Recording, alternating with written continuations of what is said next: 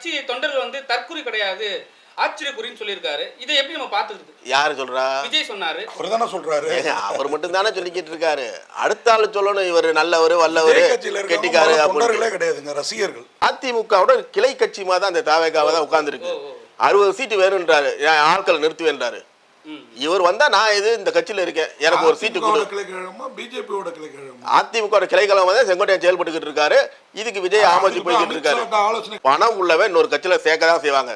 எல்லா பேரும் ஒரு தொழில், லாட்டரி ஒரு தொழில், சரக்கு விற்கிறது ஒரு தொழில். இன்னைக்கு திமுக எத்தனையோ அமைச்சர்கள் வந்து சரக்கு கம்பெனி வச்சிருக்காங்க. அதெல்லாம் தொழில் தலைவா. பிளாக் டிக்கெட் வித்தவரும் லாட்டரி டிக்கெட் வித்தவரும் சேர்ந்து ஊழல ஒழிக்க போறோம். பிளாக் டிக்கெட் வித்தவர்னு சொல்லிட்டு நீங்க எப்படி வந்து ஒரு ஆமாங்க. ஏங்க உங்க படத்துக்கு இப்போ ரஜினிகாந்த் ஒரு நல்ல பாலிசி உண்டு. தான் படம் ஓடலன்னா ஒரு அமௌண்ட் ரிட்டர்ன் கொடுப்பாரு. அந்த மாதிரி என்னைக்காவது விஜய் பண்ணியிருக்கிறார். அனைவருக்கும் வணக்கம். இது லைவ் தமிழ் சினிமா நேயர்களுக்கு மட்டுமே ஸ்பெசிஃபிக்கா வந்து நம்ம 2 பெரிய ஜாம்பவான்கள் பத்திரிகையாளர்ல வந்து எல்லாருமே தெரியும். வைரல் ஸ்டார், கான்ட்ரோவர்சி ஸ்டார், 2 பேரும் வந்து கார்த்திக். இவர் பேர் ஆர்எஸ் கார்த்திக், அவர் பேர் மூன் டிவி கார்த்திக் சொல்லிட்டு தமிழ் சினிமாவில் தெரியாத ஆளே கிடையாது. இவங்க கிட்ட வந்து சின்ன சின்ன விஷயங்கள் கேட்க போறேன். ஏன் எங்களோட புரிதலுக்காக, எங்களோட நேரில் புரிதலுக்காக ஏன் கேட்க போறேன்னா, விஜய் நேற்று வந்து அம்பேத்கருக்கு வந்து மாலை போட்டதும் சரி, அதே மாதிரி வந்து நம்ம அம்பேத்கர் மாலை போட்டுட்டு அதுக்கப்புறம் வந்து ஒரு பெரிய தயாரிப்பாளரோட கல்யாணத்துக்கு போனதும் சரி, அப்புறம் வந்து சிம்பு வந்து அஜித்தை போய் சந்திச்சதும் சரி, அதை பற்றி உங்களோட கேள்விகள் வந்து நான் கேட்க போகிறேன். பெரிய ஜாம்பவான்கள் பதில் சொல்ல போகிறாங்க. வணக்கம். வணக்கம் வணக்கம் வணக்கம். வணக்கண்ணே. ஆனால் என்னன்னா, இப்போ நீங்கள் பார்த்தீங்கன்னா விஜயோட அரசியல் எந்த அளவுக்கு வந்து மக்கள் புரிதலோடு இருக்காங்க, எந்த அளவுக்கு புரிதல் இல்லாமல் இருக்காங்க. மக்கள் இப்போ தான் கொஞ்சம் கொஞ்சமாக விஜயை பற்றி புரிஞ்சிக்க ஆரம்பிச்சிருக்காங்க. ஏன்னா நான் வந்து ஊழலுக்கு எதிரான கட்சின்னு சொல்லிட்டு உள்ளே வந்துட்டு என்ன ஊழல்வாதிகள் எல்லாம் ஒருத்தராக கூப்பிட்டு சேர்த்துக்கிட்டு இருக்காரு. இப்போ அவரை பற்றி புரிஞ்சிக்க ஆரம்பிச்சிட்டாங்க. அப்போ இவரும் ஒரு ஊழல் பெருவழி. ஏன்னா விஜயும் ஒரு ஊழல் பெருவழிங்கிறது நமக்கு சினிமாவில் இருக்கப்பே தெரியும். அவரோட படத்து டிக்கெட்டை வந்து 2000 ரூபாய்க்கு விற்கிறப்ப கண்டுக்காமல் இருந்தவர் தான் விஜய். ஓகேங்களா? 200 ரூபா டிக்கெட்டை 2000 ரூபாய்க்கு விற்கிறப்போ, ஏன்னா இவர் 200 கோடி சம்பளம் வாங்கினதுனால தான் அவங்க 2000 ரூபாய்க்கு விற்கிறாங்க. ஓகேவா? அப்போவே கண்டுக்காமல் இருந்தவர் தான். இவர் ஊழலை ஒழிக்க போகிறான் அப்படின்னு சொல்லிட்டு ஆதவ அர்ஜுனாவோட சேர்ந்து கட்சி ஆரம்பித்து என்ன ஆதவ அர்ஜுனா வந்து லாட்டரி டிக்கெட் விற்றவரோட மருமகன். லாட்டரி டிக்கெட்டை நான் தப்பாக சொல்ல. நான் கூட அப்பப்போ ஒரு டிக்கெட் வாங்குவேன், அதை நான் தப்பாக சொல்ல. அந்த என்ன மாதிரி வாங்குறவங்களை ஏமாற்றி மொத்தமாக கொள்ளையடிச்சாங்க பாருங்கள், பூட்டான், அருணாச்சல். அதனால தான் அம்மா ஜெயலலிதா அம்மையார் வந்து லாட்டரி டிக்கெட்டுக்கு வந்து தடை விதிச்சாங்க. கேரளாவில் இன்றைக்கி சுபிட்சமாக ஓடிட்டுருக்கு. கேரளா கவர்மெண்ட் நடத்துறதுக்கு எப்படி நம்ம ஊர் கவர்மெண்ட்டு சாராயத்தால், அதாவது ஒயின் ஷாப்புகளால் நடக்குதோ, டாஸ்மாகால் நடக்குதோ, அதேமாதிரி கேரளா கவர்மெண்ட்டு நல்ல விதமாக நடக்கிறதுக்கு லாட்டரி விற்பனையும் ஒரு காரணம். அரசியல் கொண்டு வரது காரணமே வந்து இல்ல இது வந்து விஜய் அரசியல் அதெல்லாம் இருக்கட்டும். வந்து அரசியல் அப்படின்னா தலைமைக்கு வருது ஒரு தைரியம் இருக்கு. எல்லா பேரும் பேசுற ஒரு விஷயம் தான் திருப்பி அதை பேசுறோம். கரூர்ல நடந்த ஒரு சின்ன இது எல்லா பேரும் நடக்கும்போது ஒரு பிரச்சனைகள் நடந்துக்கிட்டு தான் இருக்கும். ஒருத்தர் சாவாங்க. இப்போ ஸ்டாலின் வந்து இங்கே வந்து ஒரு விமான இது நடத்தினாரு. அப்போ கூட 4 பேர் இறந்தாங்க. உடனே மறுநாள் ஸ்டாலின் போடுவார். ஏன்னா தலைவர் அவர், ஒரு தலைவர் தைரியம் வேணும். 41 பேர் செத்துட்டானா உடனே எந்திரிச்சு கிளம்பி வந்து கார் ஏறி ஏர்போர்ட்ல ஏறி போனா அந்த ஏர்போர்ட்லயே நின்று பதில் பேசணும். பிரேமலதா விஜயகாந்த் சொன்னாங்க, ஏன்னா வெட்டியாப்பா போடுவாங்க. அந்த காரணத்தை தான் நீ ஏர்போர்ட்ல சொல்ல வேண்டியதானே. பிரேமலதா விஜயகாந்த் உன்ன வெட்டவா போறாங்க, போக வேண்டியதானே. இதுக்கு ஒரு 10-40 பேரை கொண்டு வந்து நீ ரூம்குள்ள வச்சுக்கிட்டு அவங்களுக்கு சாப்பாடு போட்டு ஆளுக்கு 5 லட்சம் ரூபாய் ஆளுக்கு 5 லட்சம் ரூபாய் கையில கொடுத்து மாச பென்ஷன் மாதிரி மாசம் 5000 ரூபாய் அந்த குடும்பத்துக்கு. தாவேகா சார்பா என்ன சொல்றாங்கன்னா, திமுக செய்த சதின்றாங்களே. இப்படி எல்லா பேரும் ஒருத்தர் மாத்தி ஒருத்தர் சொல்றதுதான். இப்போ வழக்கு விசாரணை சிபிஐ விசாரணை இல்ல சிபிஐ விசாரணை ஒரு பக்கம் இருந்தாலுமே பிஜேபி கவர்மெண்ட் என்ன சொல்லுதோ அது மட்டும் தான் சிபிஐ விசாரணை. புரியுதா? இன்னைக்கு திமுக சொல்லணும்னா திமுக அன்னைக்கே சொல்லிருப்பாங்க, விஜய் சொல்லியிருப்பாங்க. ஏன் சிபிஐ ஒரே நாள்லையா இருக்கு? இந்த மாசம் முல்லா விசாரிச்சுக்கிட்டு தான் இருக்கு. நேற்றுக்கு வரைக்கும் விசாரிக்குது. இன்னமா கண்டுபிடிக்க ஒரு விஷயம் வந்து கீழே வந்து சரியில்லை அப்படின்னா அந்த கேஸை வந்து சிபிஐ கொடுத்தா சீக்கிரம் விசாரிச்சு முடிவு சொல்லிடுவாங்க. ஏன் என்ன இழுத்துக்கிட்டு இருக்கு? இந்த கூட்டணி பிரச்சனை தாங்க. உங்களுக்கு பிஜேபி கூட நான் கை தூக்குறேன் அப்படின்னா இவர் இல்லை விஜய் இல்லைன்னு முடிச்சிருவாங்க.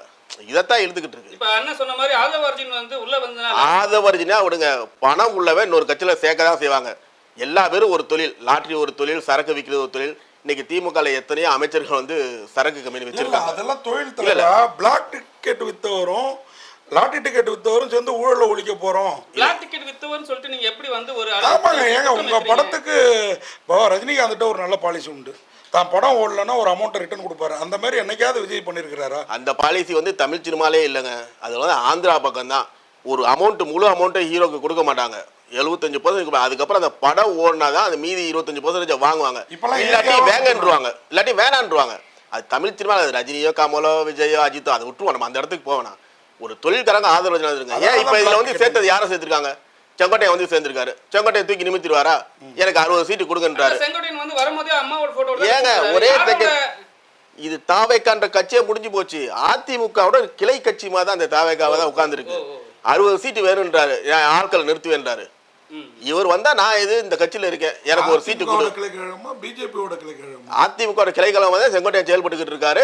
இதுக்கு விஜய் ஆமோதி போய்கிட்டு இருக்காரு. ஆலோசனை கேட்டல போட்டோவுக்கு தான் எங்களுக்கு புரிதலே இல்ல. நீங்க புரிதலா நீங்க சொல்லுங்க. ஏன்னா வந்து ஒரு டிவிக்கே விஜய் கட்சியோட போய் சேர்றாரு. அப்ப வந்து முன்னாள் முதலமைச்சர் செல்வி ஜெயலலிதாவோட படத்தை வந்து வச்சிருக்காரு. நேற்று ஒரு 2 நாள் முன்னாடி ஒரு பிரஸ் மீட் கேட்கறாங்க. அதுல வந்து அண்ணா அப்புறம் வந்து எம்ஜிஆர் செல்வி ஜெயலலிதாவோட போட்டோஸ் மட்டும் தான் இருக்கு. இதுக்கு முன்னாடி ஒரு பதில் சொல்ல பாத்தீங்களா? இந்த தாவேகா கட்சி அதிமுகவோட ஒரு கிளை கட்சி தான். அவர் எதுக்கு அதை எடுக்கணும்? அவர் வந்து தாவேக்கால முதன்மையா சேர்ந்தாதான் வந்து விஜய் படத்தை வைக்கணும், இந்த கொடியை காட்டணும், அதை காட்டணும், இதை காட்டணும். இந்த பிரச்சனை இருக்கு. இவர் வைக்கிறதே வந்து ஜெயலலிதாவும் சின்னமா படத்தையும் தான் வச்சிருக்காரு. இன்னும் முழுமையா அவர் அங்க போல. இன்னும் எத்தனை சீட்டு அதை யாரு இன்னைக்கு வந்து தாவேக்காவுல கூட்டணிக்கு அழைப்பு விடுத்திருக்கிறார் செங்கோட்டையன். கூட்டணி அழைப்பு செங்கோட்டையன் ஒரு கூட்டணி யாரு போவா? அது வந்து அவர் பக்தமலா ஓபிஎஸ்ஸையும் இவரையும் கூட்டுப்பாரு, டிடிவி தினகரனையும். இன்னொன்னு கூப்பிட்டாலும் அவங்க வந்துட போறாங்களா? அவங்களாம் வேற லெவல்ல போய்கிட்டு தான் இருக்காங்க. இவர் என்ன கருமத்தை நினைச்சாரோ இங்க வந்திருக்காரு. எப்படின்னா வந்து ஒரு சினிமாவில் ஒரு இருக்கு, குழந்தை முகத்துல கொலகார குணம் அடங்கியிருக்கு. 1991 இவர் வந்து வனத்துறை அமைச்சராக இருக்கும்போது வீரப்பனை பிடிக்கிறதுக்காண்டி இந்த இப்போ ஒரு விஜய் சேதி படத்துல வாதியார் பிடிக்காது 4 பொம்பளைங்களை கூப்பிட்டு நிர்வாணப்படுத்தி அப்படின்னு காமிச்சாங்க. அதே செய்ய அவர் பேர்லயும் நடந்தது. பெரிய குற்றச்சாட்டு இல்ல, அவர் இதான் இது புரியுதா? இப்ப வந்து நாஞ்சில் சம்பத்து சேர்ந்திருக்காரு. நாஞ்சில் சம்பத்து பின்னாடி எத்தனை 100 பேர் வந்துட போறாங்களா? அவர் வந்து மதிமுக இருந்தாரு, அதிமுக போனாரு, திருப்பி திமுக வந்தாரு, இன்னைக்கு இந்த கட்சியில இருக்காரு. நாளைக்கு எந்த கட்சி போறாருன்னு சொல்ல முடியாது. ஐயா கொடுத்தாங்கன்னு மதிமுக இருந்து போனாரு, அம்மா கார் வாங்கி கொடுத்தாங்கன்னு போனாரு. விஜய் என்ன கொடுத்தாரோ இல்ல என்ன கொடுப்பாருன்னு எதிர்பார்த்து வந்திருக்கிறாரோ. இதான் நாஞ்சில் சம்பத் வந்து வாடகைக்கு கூட்டு வரணும். ஒரு 5 வருஷத்துக்கு முன்னாடி அவரோட இன்டர்வியூ எவனும் வேஸ்ட்னு இருப்பாரு. அவர் போய் சேர்ந்து இருக்காரு. அது எப்படி சினிமாக்காரன் வேஸ்ட்? அவர் சினிமா நடிச்சா காசு சம்பாதிச்சுட்டு இருந்தாரு. இப்ப மட்டும் என்ன அரசியல் அவருக்கு வர சினிமால காசு சம்பாதிச்சாரு. சினிமாக்காரன் எவன் சேர்ந்தாலும் வேஸ்ட்னு சொல்லிட்டு இவர் ஏன் சினிமா பாப்புலாரிட்டி எவ்வளவுதான் அவங்களுக்கு ஒரு கொள்கை இல்லாத மனிதர்கள் அவங்க. அவருக்கு கொடுக்குற டைலாக் எவ்வளவுதான் துப்புனாலும் தொடச்சுக்கோன்றது மாதிரி எத்தனை கட்சி மாறினாலும் சரி ஒரு கட்சிக்கு வந்துருவோம், திருப்பி இந்த கட்சி. அவர்லாம் வந்து நிரந்தர ஆள் இல்லைங்க. அவர் வந்துட்டு 5000 பேர் வந்துட போறாங்களா? 50,000 ஓட்டு வந்துட போறாங்க. ஒண்ணுமே அவர் மட்டும் வர்றாரு. அவர் எல்லா கட்சி கொடியும் வாங்கி வச்சிருக்காரு வேட்டிய. அம்பேத்கர் கொள்கை தலைவர் சொல்றாரு. நேத்து வந்து அம்பேத்கரோட பிறந்த நாள். ஆனா வந்து அவர் எந்த இடத்துல போய் போட்டோவுக்கு மாலை போடவே இல்லை. அது ஏஐல வச்சு ஒரு விஷயம் பண்ணியிருக்காங்க. அது நீங்க எப்படி பாக்குறீங்க? ஏன்னா வந்து அவர் என்ன சொல்லியிருக்காருன்னா, எங்களோட கட்சி தொண்டர்கள் வந்து தற்குறி கிடையாது, ஆச்சரியக்குறின்னு சொல்லியிருக்காரு. இதை எப்படி நம்ம பார்த்துக்கிறது? யாரு சொல்றா? விஜய் சொன்னாரு. அவர் தானே சொல்றாரு. அவர் மட்டும் தானே சொல்லிக்கிட்டு இருக்காரு. அடுத்த ஆளு சொல்லணும் இவர் நல்லவர் வல்லவர் கெட்டிக்காரு தொண்டர்களே கிடையாதுங்க, ரசிகர்கள். அது எப்படி நீங்க வந்து கரெக்டா சொல்ல வரீங்க? ஏங்க ஒரே செகண்டுங்க. விஜய் கட்சியில வந்து இப்ப இருக்கிற பசங்க எல்லாம் யாரு? காதுல பிளேடு மாதிரி தொங்க விட்டு, கழுத்துல இது மாதிரி தொங்க விட்டு, ஒரே செகண்ட். அந்த 17 வயசுக்கு கீழே 18 ஓட்டு போறதுக்கு இல்ல ஆட்கள் மட்டும்தான் இதா இருக்காங்க. அவர் பிஜேபி கூட எப்படின்னா ராஜீவ்காந்தி பீரியட் இருக்கும்போது அப்போ ஓட்டு போறதுக்கு 21 வயசு. அப்ப ராஜீவ்காந்தி வந்து மேல அதிமுக மேல பேசும்போது ஓட்டு போறதுக்கு 18 வயசு ஆக்குனாங்க. சப்போஸ் விஜய் வந்து அங்க கூட்டணி விசாரிங்களேன், ஓட்டு போறதுக்கு 15 வயசு ஆகும். ஆச்சரியப்படுது. ஏன்னா எல்லாமே மேல இருக்கிற கட்சிகள் முடிவெடுக்கிறது தான். இதை தாண்டி நீங்க போறீங்க. அண்ணல் அம்பேத்கருக்கு மாலை போட்டதை பத்தி பேசல. அதை பத்தி ஏதாவது கருத்து இருக்கா? ஏன்னா வந்து பெரிய தயாரிப்பாளர் டி சிவாவோட கல்யாண ஃபங்க்ஷனுக்கு போயிட்டு வந்து எல்லாருக்கும் போட்டோ கொடுத்துருக்காரு, கையெல்லாம் காட்டியிருக்காரு. ஆனா கொள்கை தலைவர்னு சொல்ற ஒரு அண்ணல் அம்பேத்கருக்கு ஒரு மாலை அணிவிக்கலன்னு சொல்லிட்டு ஒரு விஷயம் போயிட்டு இருக்கு. அதை எப்படி பாக்குறீங்க? ஒரே செகண்ட். முத ஒரு கட்சி ஆரம்பிக்கும் போது அன்னைக்கு எத்தனை தலைவர்கள் படம் வச்சிருந்தாரு, அதுக்கப்புறம் மீட்டிங்ல அந்த தலைவர்கள் படம் இருந்ததா? மாறிடுச்சு. அவர்களை பத்தி திரு வேலுநாச்சியாரு அது இதுன்னு சொல்றாரு. அவர்களை பத்தி தெரியுமா? அவருக்கு வைக்கிறது தானங்க படத்தை. இன்னைக்கு அவர் வந்து அம்பேத்கருக்கு மாலை போட்டா என்ன? அவர் வீட்டுக்குள்ள வச்சே மாலை போட்டுருக்காரு. முக்காவாசி அவர் இறங்கி வந்து எந்த இதுக்கு மாலை போட்டிருக்காரு? ஏங்க அவ்வளோ ஏன் சமீபமா ஏவிஎம் சரவணன் மறைந்தார். அங்கே விஜய் வரலையே, அவரை வச்சு படம் தயாரிக்கல. ஆனால் தமிழ் சினிமானாலே ஏவிஎம் நிறுவனம். அப்போ அது ஒரு மரியாதை. கேட்டால் நாங்கள் வந்தோன்னா கும்பல் கூடிரும், அப்புறம் மிதித்தோம் இறந்தோன்ட்டு நீங்களே கமெண்ட் அடிப்பீங்க. அப்போ சிவா வீட்டு கல்யாணத்துக்கு மட்டும் இப்படி போனார். இது கும்பல் கூட்டு சேர்லையா? இது கும்பல். ஒரு தலைவர், ஒரு கட்சி தலைவர்னா கும்பல் கூட தாங்க செய்யும். நாம கேட்டதுக்கு அவருக்குள்ள பாதுகாப்பு வந்து இப்போ செங்கோட்டையனு கூட 2 எஸ்கார்ட் இவர் போட்டுருக்கிறதா சொல்றாங்க. போலீஸ் பாதுகாப்பு கவர்மெண்ட் வாபஸ் வாங்கிடுச்சு அப்படின்னு ஒன்று. இப்போதான் அவர் காசை எடுக்க ஆரம்பிச்சிருக்கிறாரு. இவ்வளோ நாளும் கட்சிக்காரங்க காசு தான். என்ன கட்சிக்காரங்க காசா? அந்த கட்சிக்காரங்க அதான் கட்சிக்காரங்க மீன்ஸ் ஆதவர்ஜினா பேசினவரும் அவரு ஏன் இவ்வளவு மும்மூணா போறாரு? ஏன்னா வந்து தமிழகத்துல வந்து லாட்டரி டிக்கெட் இல்ல, ஒருவேளை இவங்க ஜெயிச்சா லாட்டரி டிக்கெட் உள்ள கொண்டு வருவாங்க. அப்படியெல்லாம் இல்ல. ஒரே செகண்ட் லாட்டரி அதெல்லாம் விட்டுருவோம், அது ஒரு தொழில். தமிழ்நாட்டுல வந்து அதை பேன் பண்ணி, ஒரே செகண்ட் தமிழ்நாட்டுல பேன் பண்ணிருக்காங்க. இப்ப என்ன லாட்டரி நான் நடத்திட்டாங்க, அது ஒரு தொழில் அவ்வளவுதான். முன்னாடி நடத்துனாங்க, அது வீட்டுல சம்மந்தம் பண்ணிருக்காரு, அதுக்காண்டி அவர் லாட்டரி நடத்தினாரு அப்படின்ற ஒரு விஷயமே இல்லைங்க. நிறைய அது ஒரு தொழில் அவ்வளவுதான். இன்னைக்கு சாராய விற்கிறது மட்டும் ரொம்ப நல்ல தொழில் தான். பிராந்தி கடை ஓபன் பண்றது சரி, டாஸ்மாக் அதெல்லாம் ரொம்ப நல்ல தொழில் தான். எல்லாம் அது ஒரு தொழில் அவ்வளவுதான். சரியா? அது ஒரு பிசினஸ் பண்றாங்க. அது நேர்மையா நடத்திருந்தா நம்ம வந்து இப்ப கேரளாவில் நல்லா போயிட்டு இருக்கு, கவர்மெண்டே நடத்துது எடுத்து. இங்க KS ராமதாஸும் சேகரும் இருந்தப்ப இருந்தது வேற, மார்டின் உள்ள வந்த பிறகு நடந்தது வேற. இல்ல அதனாலதான் நம்ம வந்து லாட்டரி டிக்கெட், அது ஒரு தொழில் தாங்க. அது வந்து டாஸ்மாக்னாலும் சரி, லாட்டரினாலும் சரி, அரிசி கடை, அது ஒரு தொழில். அது வந்து அவர் சேர்ந்திருக்காரு. அவர் வந்து இந்த கட்சியில இல்லைங்க, தொல் திருமாவளவன் கட்சியில வந்து பெரிய லெவல்ல இருந்தாரு. சரியா? ஏதோ ஒரு பேச்சில் வந்ததுனால, ஒரு ஆடியோ லான்ச்சில் வந்து ஒரு தவறான வருதுனால, அது கருத்து வேறுபாடுனால விலகி வந்திருக்காரு. விஜய் வந்து என்ன, இப்ப வந்து எப்பவுமே வந்து தலைவர் தான் முடிவு எடுக்கணும் எல்லா கட்சியிலும் அழைக்கிறதுக்கு. ஆனா இப்ப வந்து செங்கோட்டையன் வந்து அழைச்சிருக்காரு. அது நாங்க எப்படி புரிஞ்சுக்கிறது? ஒருவேளை செங்கோட்டையன் தான் வந்து மெயினா வந்து ரோல் பண்றாரா? ரோல் இல்ல. இன்னைக்கு பெரிய பெரிய கட்சிகள்லாம் பாத்தீங்கன்னா பழைய ஆட்கள் போஸ்ட் ஓட்டவனுக்குலாம் பதவி இல்லை, புதுசா வரா. பாத்தீங்களா திமுக பாத்தீங்கன்னா செந்தில் பாலாஜி வந்தாரு, அவருக்கு எம்எல்ஏ சீட்டு கொடுத்தாங்க, மந்திரி பதவி ஆக்கிட்டாங்க. இப்ப அன்வர் பாஷா வந்திருக்காரு, அவருக்கு அடுத்த சீட்டு கொடுத்துருவாங்க. இப்படி புதுசா வரவங்க. அப்புறம் இவ்வளவு நாள் போஸ்ட் ஓட்டுறவங்களுக்கு, இவ்வளவு நாள் கட்சியில் அடித்தளவங்களுக்குலாம் என்ன பதவி எதுவுமே இல்லை. அது மாதிரி தான் இன்னைக்கு விஜய். இதில் வந்து விஜய் என்னைக்கு ஒரு அமைப்பு ஆரம்பிச்சாரு, அதுலேருந்து வேலை பார்த்தவங்களுக்கு புஷியானது அன்னையிலேருந்து இன்னும் இருக்காரு. விஜய் எவ்வளோ பேசியிருப்பாரு, மீதி தொண்டர்கள் எவ்வளோ பேசுவாங்க, எல்லாத்தையும் அனுசரிக்காரு. இப்போ அதை விட்டு ஆதரவு வந்திருக்காரு. இப்போ செங்கோட்டை தூக்கி வச்சிருக்காங்க. இப்போ நாஞ்சில் சம்பந்தம் மீதி கீழே உள்ளவர்களுக்குலாம் இருக்கிறதுக்கு அவே வெளியில் போயிடுவாங்க. கடைசியில் போஸ்ட் ஓட்டுக்கு ஆள் இருக்காது, எல்லாமே தலைவராக இருப்பாங்க. இப்போ வந்து என்னன்னா அவரை வந்து வேறு வழியா வழி நடத்துறாங்களோ அந்த எல்லாம் கட்சியெல்லாம் எல்லாம் சேர்ந்து. யாரு நீங்க நினைக்கிற மாதிரிலாம் கிடையாது, விஜய் தான் வழி நடத்திட்டு இருக்காரு. இவங்க வெளியில சீன் போட்டுட்டு இருக்காங்க, அப்படிதான் சொல்லணும். ஏன்னா விஜய் நீங்க சாமானியமாலாம் நினைக்காதீங்க, ஓகேங்களா? விஜயை பொறுத்த வரைக்கும் என்னன்னா வேற யாரையும் பேசவே விட மாட்டாரு. கிட்டத்தட்ட அவர் ஒரு ஆன் ஜே அப்படின்னு சொல்றான் அந்த விஷயத்துல, புரியுதா உங்களுக்கு? அதனாலதான் செங்கோட்டையனும் போய் ஜாயின் ஆயிருக்காரு. நன்றி மறந்தது அப்படின்னு ஒரு விஷயம் இருக்குங்க. விஜய் வந்து அவர் எஸ்.ஏ. சந்திரசேகரே வந்து ஒரு ஆடியோ லான்ச்சில் சொல்லியிருக்காரு, என் பையனை நடிக்க வைக்கிறது வந்து நான் பாரதி ராஜாட்ட கேட்டேன், கௌதம் வாசுமன்கிட்ட கேட்டேன், யாருமே முடியலை அப்படின்னு சொல்லிட்டாங்க. அதுக்கப்புறம் விஜயகாந்த் இப்போ படத்தில் வந்து என் பையன் நடிக்கட்டும் அப்படின்னாரு. இன்றைக்கி அப்படின்னு பெருமையாக பேசிட்டு இருந்தார். அதே மாதிரி விஜயை வந்து வெளியில் கொண்டு வந்து தமிழ் சினிமாவில் எல்லாத்துக்கும் தெரியும், தலைவர் இருக்கார், கான்ட்ரவர்சி கார்த்தின்னு சொல்கிறவங்க அவரே சொல்லுவார். ஏன்னா வந்து பிடி செல்வகுமார்ன்ற ஒரு கேரக்டர் தான் வந்து விஜயை வெளியில் கூட்டு போய் காமிச்சது. விஜய்க்கு மட்டும் இல்லை, எஸ்.ஏ. சந்திரசேகருக்கு அவர் தான் மேனேஜர், அவங்க அம்மா வந்து ஒரு பாடகி, அவங்களுக்கு அவர் தான் மேனேஜராக இருந்தார். அவரே ஒரு இதில் தூக்கி போட்டாரு. மீதி இன்னைக்கு வந்தார்கள்லாம் தூக்கி போறதுக்கு எவ்வளவு நேரம் ஆக போகுது? இல்ல பிடிஎஸ்ஏ தூக்கி போட்ட விஜய்க்கு இப்ப வந்தவங்களை தூக்கி எவ்வளவு நேரம் ஆக போகுது? அதனால வர்றவங்க வருவாங்க. நீங்க ஒரு பெரிய விஷயம் ஒன்று சொன்னீங்க, ஆன் ஜெயின் சொன்னீங்க, சரிங்களா?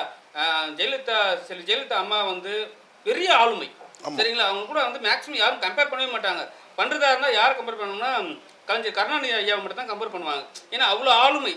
ஒரு வார்த்தையில சொல்லியிருப்பாங்க, மோடியா இந்த லேடியான்னு சொல்லியிருப்பாங்க. அந்த ஆளுமைக்கு கீழே நீங்க எப்படி கம்பேர் பண்றீங்க அவரை? விஜய் வந்து நான் வந்து அந்த பதவிக்கு வந்துருவாரு ஜெய் மாதிரி அப்படின்லாம் நான் சொல்லல.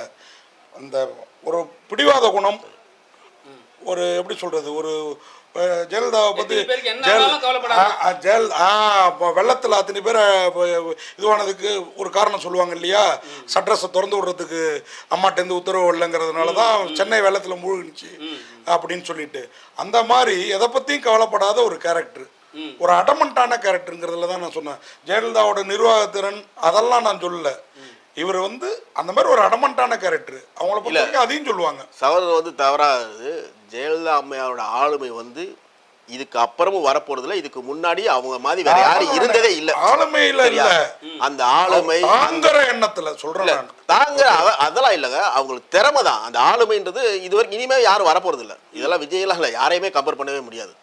சரி, நீங்க பாத்தீங்கன்னா அவங்கள மாதிரியே பத்திரிகையாளர்களை சந்திக்க முடியும். அவங்களாவது ஒருத்தர அரை பேரை சந்திப்பாங்க, இவர் சுத்தமாவே அவாய்ட் பண்றாரு. ஏன்னா அவர் முதல்ல வந்து பத்திரிகை சந்திச்சிருந்தாரு, இப்ப நிப்பாட்டிட்டாரு, என்ன காரணம்? இல்ல, முதவே பத்திரிகையாளர் சந்திக்கும் போது அவங்க கேட்கிற கேள்விக்கு சரியான பதில் சொல்லவே இல்லை. பக்கத்துல சரியா போய் அப்பா கூட இருப்பாரு. அவர் பிடிஎஸ் சொல்லுவாரு, ரொம்ப கொஞ்சம் இதுன்னு பிடிஎஸ் செல்வகுமார் வந்து இல்ல வேணாம் போதும் கொஸ்டின் அப்படின்னு செல்வகுமார் அப்படின்னு இவர் கூப்பிடுவாரு. சினிமாலேயே இப்படி பிரச்சனை இருக்கும்போது அரசியல கேட்கிற கேள்விக்கு வந்து நிறைய பதில் சொல்லி ஆகணும், இன்னொன்று நிறைய அரசியல் தெரிஞ்சாகணும். எப்படின்னா ஒரு அரசியலை எடுத்தவொடனே பெரிய பதவிக்கு வந்தாவே அது அரசியல் எப்படின்னு தெரியாது. அந்த வட்டம் செயலாளர் மாவட்டம் இப்படியே அடுத்தடுத்து படிப்படியாக வந்தால் தான் இதுக்கு என்ன இது. இப்போ ஒரு மாவட்ட செயலாளருக்கு எத்தனை எம்எல்ஏ, ஒரு எம்எல்ஏக்கு எத்தனை வட்ட செயலாளர், இதெல்லாம் தெரியணும். அது அடிப்படை இதில் வந்தாதான் தெரியும். நம்ம திமுக வாரிசு அரசியல் அப்படின்லாம் சொல்கிறோம். ஆனால் உதயநிதி ஸ்டாலின் ஆகட்டும், ஸ்டாலின் ஐயாவாகட்டும், இவங்கெல்லாம் வந்து பேசிக்காக ஒன்றுலேயும் இருந்து தான் கட்சியில் வந்து இன்னைக்கு பொறுப்புக்கு வந்திருக்கிறாங்க. உதயநிதி ஸ்டாலின் வந்து நீங்கள் மைக்கை நீட்டினா பதில் சொல்லாமல் போகவே மாட்டார். இவர் 41 பேர் செத்தப்போ கூட ஒரு பாட்டையே அலட்சியமாக ஃப்ளைட்டில் ஃப்ளைட்டை ஏர்போர்ட்டை நோக்கி வந்தது தான். துணை முதல்வர் சொல்கிறீங்க, முதல்வர் எடுத்துக்கங்க. கலைஞர் அவர் இருக்கிற வரைக்கும் துணை முதல்வர் கூட ஸ்டாலின் அவர்கள் ஆக்கலை. ஆமாம், தாம் பையனுக்கு ஸ்டாலின் கொடுத்த இடத்த கூட கலைஞர் வந்து கொடுக்கல. அவர் வந்து முதல்ல பார்த்தீங்கன்னா ஒரு சின்ன அடிப்படை ஒரு பதவியில் இருந்தது, அடுத்தடுத்து வந்து கடைசியில் மேயர் ஆகி அந்த தலைமை பொறுப்பு என்ன இதுனா கொண்டு வந்தார். அது மாதிரி வந்தாதான் அரசியல்ன்றது தெரியுங்க. இது நம்மளுக்கே பார்த்தீங்கன்னா நம்ம இத்தனை பேப்பர் பார்க்குறோம், பல பேர் பேசுறதை கேட்குறோம் வைக்கிறோம். அவனாரு வாழைக்கு எடுத்து பேசுகிறாள்லாம் கொண்டு வந்து நாஞ்சில் சம்பத்தெல்லாம் உள்ள விட்டா என்ன ஆகும்? புரியுதா? ஒவ்வொருத்தர் வச்சு பேசிடுவோம். அதனால வாய் ஒன்று தான்.